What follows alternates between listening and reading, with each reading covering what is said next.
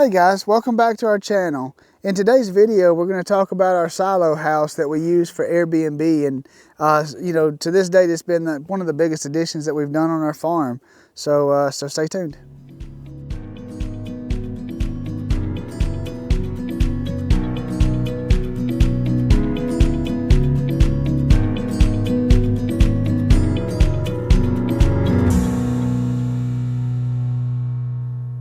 So in the first part of this video, I wanted to talk about everything that it took to get it to where it's set up as far as the shell goes. And in the second half of the video, we'll talk a little bit more about like the interior framing and just finishing it out.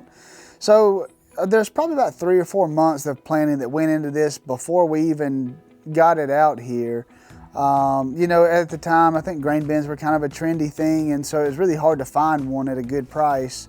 But there's a guy that we found off Marketplace that he makes a living off driving all over the country and disassembling these things off of farms where they're not being used, and then he sells them to people like me. And so that's how we found this one.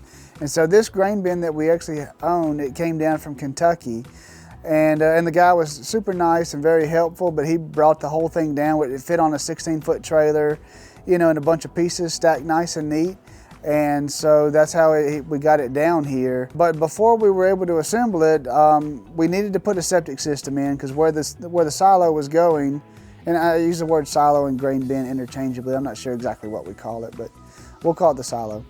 So before we started building the silo, the septic tank was going to go on the other side of it, and I didn't want our whole pasture tore up. And so before we even poured a slab, I really needed that septic system installed. So, and then they could come back and put the slab down, then we can put the silo up. So there's a good local company that came out, and that was a very easy process. And where we live in this county, it's pretty laid back. So really, as far as like the building, the only thing that had to be permitted was the septic system. And then the only other requirement was that the building had to be at least 15 feet off of any power lines. Other than that, it was pretty much do what you want, which is really nice to have that flexibility. So after we got the septic system installed, which all we did was just pay a company to do that for us, and then so that was the first thing that I subbed out. The second thing I subbed out was the actual pouring the slab.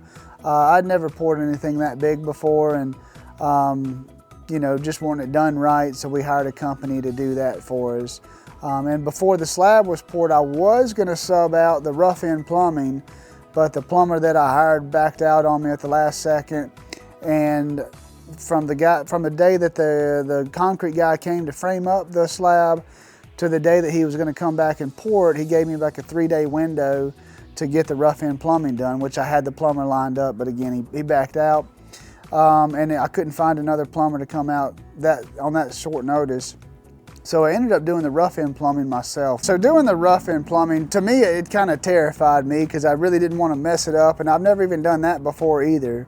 I mean, I've got basic carpentry and plumbing skills and common sense, and so I was kind of hoping that would be enough to get this done. But as I'm laying the pipe, I mean, I probably put a level on it 10 different times to make sure I had the right drop for everything. And then also for me, like doing all the research of like, well, how many inches of drop per linear foot and all that, the size piping. And it would have been way simpler if I could have just had a plumber come out, and what took me a day, they probably could have done in a couple hours.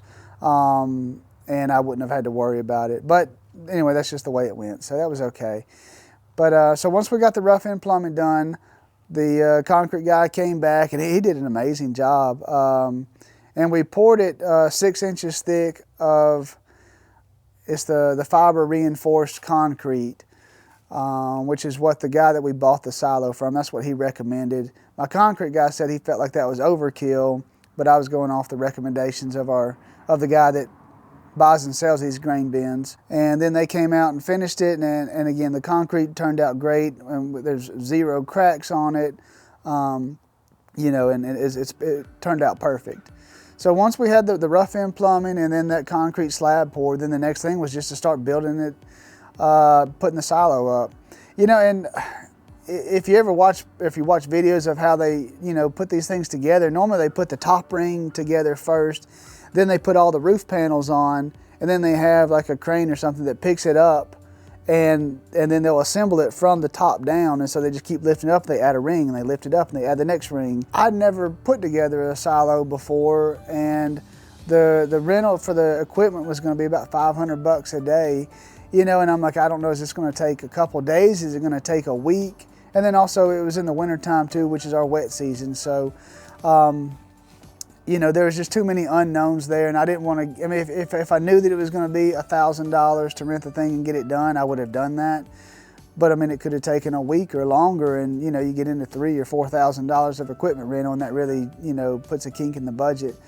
So we opted to build it from the ground up, which is a lot harder to do. But after having done it, I would probably do another one this way too, just because we don't have the equipment. You know, and so we put the rings together, and all the rings, as far as like the bottom ring is the thickest gauge, you know, and then as you go up it tapers down, and so I don't know what the gauge is, but the top ring is the thinnest. You know, and so, and the guy that disassembled it back in Kentucky and brought it to us, everything, you know, he had all the panels labeled, the rings and then the numbers. So it was a simple puzzle to put back together as far as the placement of it.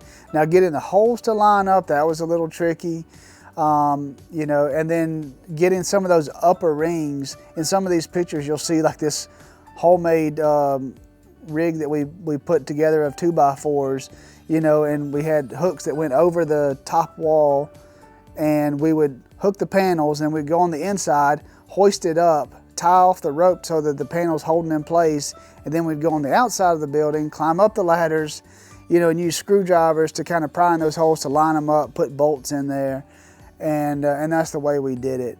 And honestly, it wasn't that bad. I mean, the first ring was the easiest because it was on the ground, but the second and third rings, just because we were learning, you know, we kind of figured out a few little tricks along the way. You know, and by the time we got to the 5th and 6th rings, me and my daughter did those together just by ourselves in one day. So I felt like for us having zero experience with this, the walls went up fairly smoothly, you know. And then and once we got those walls up, it was the roof, which scared the mess out of me. I don't like being on heights too much. They don't completely terrify me, but it's something about being on top of a 24-foot ladder and just looking down and seeing concrete.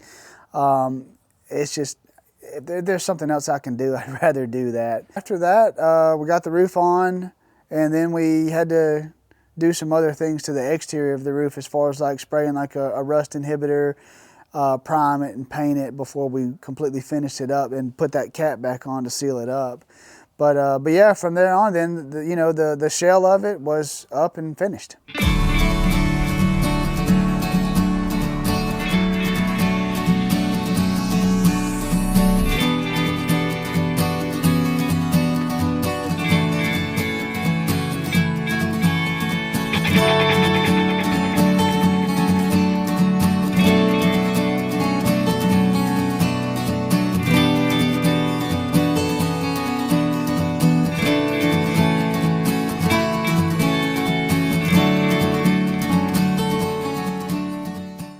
In hindsight, if we had scaffolding, that would have made this, you know, 1,000 times easier.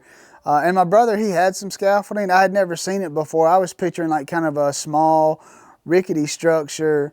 And I needed something like, again, to get up, because from the concrete to the top of the roof is about 23.5 feet, you know. And so in my mind, I'm thinking I'd rather be on a ladder that's going up through that ring that's kind of set in place than be shaking on some scaffolding. So that was my thinking going into it. But later on in the build, my brother brings out his scaffolding to help with some of the interior finishing, and it's like a 5x7 platform. And if we had that, you know, there would have been a lot more less moments of me thinking this is how I'm gonna die. Yeah, and one more note I forgot to mention was that when we were building the 6 rings, which are the sidewalls of it, before we did the roof, we ended up framing out, because there's a loft in there. So we went ahead and framed that in. So, and it was more or less a mental thing for me of like, when I am all the way up there, you know, there is still 23 feet down of concrete behind me, but it was just a mental thing of being able to look up and then look down to what 15 or 16 feet to subfloor of that loft. So it didn't really make a hill of beans as far as like putting it up, other than the fact it just made me feel a little bit more comfortable up on that ladder being that high up. So anyway, so if you see in some of the pictures, you'll see like some of the framing done before we did the roof, and that's why. So once we got the shell up, I mean, really the interior was for the most part basic carpentry. I mean, there's a few things that were different. We put the studs that go on the exterior, or along the exterior wall. We did those 12 inches on center, and instead of like 16. And you know, and then as far as like as far as the you know, he gets a little playful sometimes. I'm watching. He's distracting me. I don't want him to hit me. Well, you go on. Yeah, and as far as once we got the studs for the wall in place, and mostly what we did, we didn't bolt every single one of them to the building itself. I think we did like every second or third one.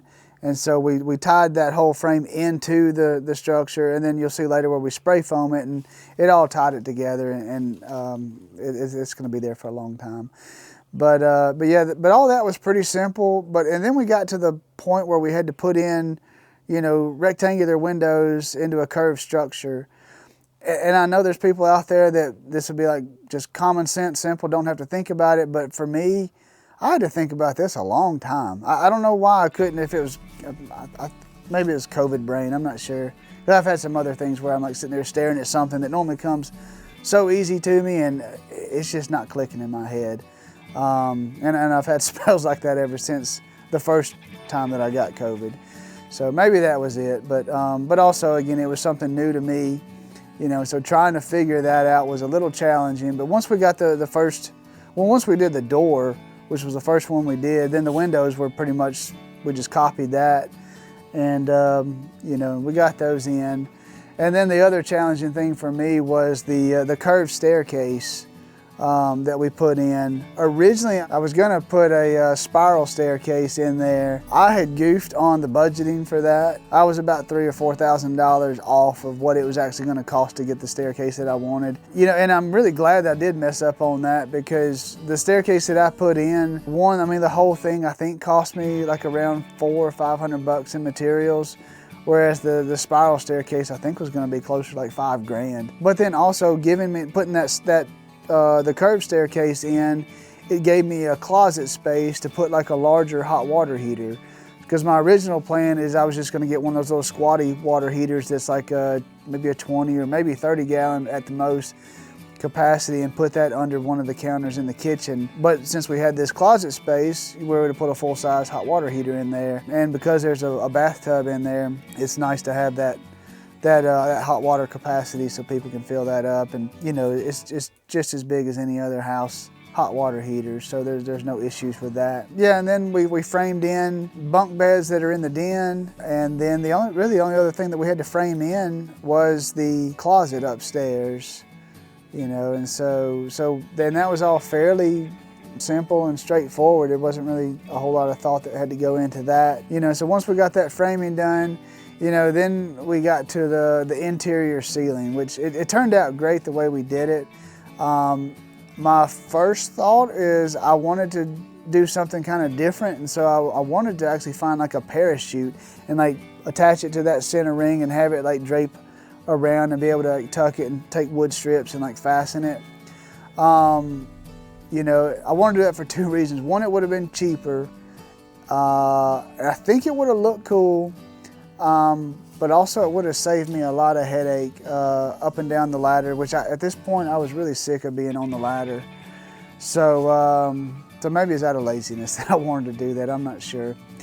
But after realizing that just wasn't going to work out, and I just had to finally accept the fact that we were going to have to frame it in. And then also for insulation purposes too, having those roof joists up there, or the rafters. You know, and so we ended up, you know, building like a hexagon shaped box that we attached to the ring, and then we just ran 2x6s, maybe it's 2x8s. I have to put that in the comment on the thing to tell you which one it is. I'm thinking 2x6s. That we ran 2x6s all the way down, and they just rest on top of the plate for the wall on the exterior. And then we just cut that metal that you can get at any hardware store, put it up there, and then trimmed out where the seams are with a 1x4, maybe a 1x3, and stained it, and it turned out really nice. And I like the lights in there, so I was real happy with the way it turned out. Yeah, and another thing that I forgot to mention was when we were framing the exterior wall, you know, obviously it's a curved building, so we couldn't just put either a treated 2x4 or 2x6 for that base plate. So we actually had to buy 3/4 inch treated plywood, and we had to cut out, I forgot how many arches, you know, that just were the thickness of a 2x4 or the width of a 2x4 all the way around, and then we just doubled that up to give us 1.5 inches roughly that our untreated studs sat on. So, and that took a long time, and when we were building this thing, it was kind of at the peak of the prices from the pandemic or whatever drove the prices up. But anyway, so like, you know, what used to be like a $40 or $45 sheet of plywood, we were paying $90 a sheet for. You know, but at this point, it's one of those projects like we got so far into it, it's like some of the things we just had to eat the cost on to finish it. Otherwise, it was just money just tied up, wasting there, you know, and prices still never came down, you know, back to what they used to be. So anyway, so that was an added expense and something that was really time consuming, just sitting there with a jigsaw, just cutting those things out. Maybe there's an easier way to do it, but that's the best we could come up with. And so after the framing was done, really the next thing to do was to get in there and do the electrical and the plumbing, and to get all that done before we had the insulation sprayed in, and then finally the sheetrock over that. So, and all that was pretty straightforward. We just put in a 200 amp breaker panel. It has its own service. You know, we had to run the wires for the Wi-Fi and all that good stuff too. You know, and as far as the electrical and plumbing, everything seemed pretty straightforward. There wasn't anything different about that than there would be any other house as far as that goes.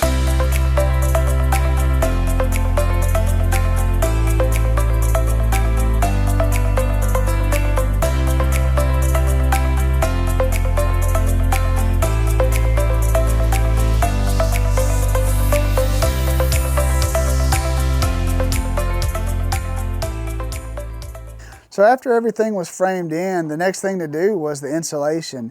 We ended up hiring a company to do this. I priced out the do-it-yourself, and also, let me back up, we wanted to do the closed cell spray foam for this.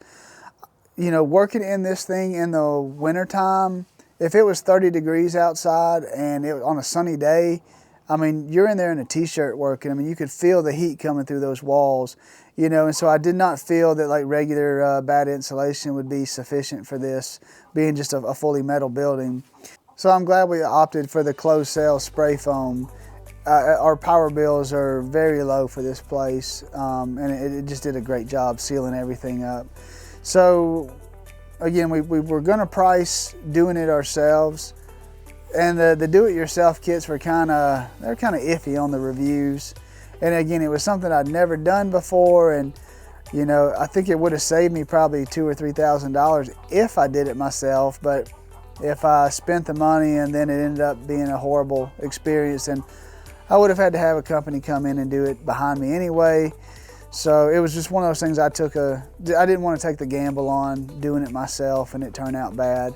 So we hired a company to do that, which it was pretty expensive. I think the insulation for this place, I want to say it was about $7 grand is what we paid for somebody to do that. But again, I think it was well worth it in hindsight. You know, and so that was the third thing that we subbed out. So the first thing was the septic tank, then the slab, and now the insulation. After the insulation, the fourth thing that I subbed out was the sheetrock work. My original plan, I was going to do shiplap in there, but with the cost of everything, that we were already over budget at this point. And so we ended up doing sheetrock just to save a little bit of money, and it turned out pretty good. And we ended up using, I was gonna do 2 layers of 1/4 inch sheetrock to kind of go with that curve, but they had some 3/8 inch sheetrock that I've never used before, that I thought I'd give it a shot. So I brought a piece home and just kind of screwed it onto the wall, and it held fine. And I talked to the guy that we were hiring to do the sheetrock work, and he said that, you know, that'll work out just great. So we bought the sheets, had them in there, and then the guy comes in, and he's a super nice guy, did an amazing job, easy to work with. You know, it was it's always nice when you have a subcontractor that just comes in on time and does what they say they're gonna do at the price, and there's no drama or hassle or headaches. It's just they do their job, they get paid, and then they move on, which is what this guy did. And that, on top of that, he was just a really nice guy too. So that, I was really pleased with that. And if I had done the sheetrock, I mean, I'd probably still be in there doing the sheetrock. I hate sheetrock work. It's not for me. So I was happy to sub that out. You know, so then after the sheetrock guy was done, we had to come in and do like all the finishing, the trim work, and finish the roof, or the interior ceiling. And that was all just basic carpentry skills on that. Put in the doors and things like that. The interior door for the bathroom and the closet door. Kitchen cabinets, you know, all that stuff. And that was all pretty easy, you know. And then the last thing that we subbed out, and probably the last major part of the build, was the floor finish. My original plan, and you hear me say that a lot, my original plan was, and of course it's not that, but my original plan was to put down like a concrete stain and then have like a high gloss finish over it. I thought that would look really nice. But when the company came in to put down the stain, like for whatever reason, our concrete was not absorbing the stain.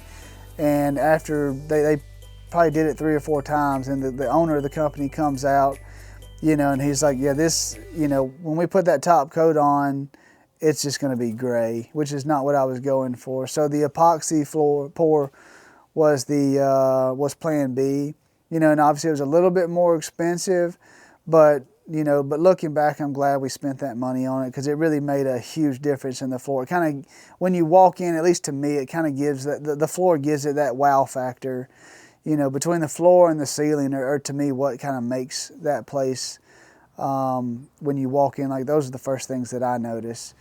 So, but yeah, once we got that done, then, you know, it's just getting stuff moved in, and, you know, little touch-up stuff here and there, painting it, you know, and it was finished out to what it is now.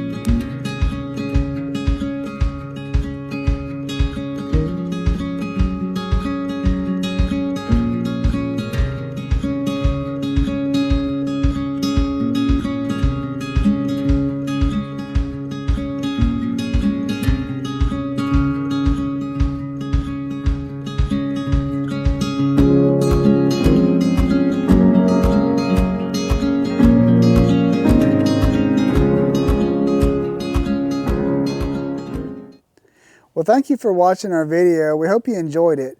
If I left you with any questions, or if I didn't cover something, please feel free to just leave that down in the comments, and I'll be happy to answer.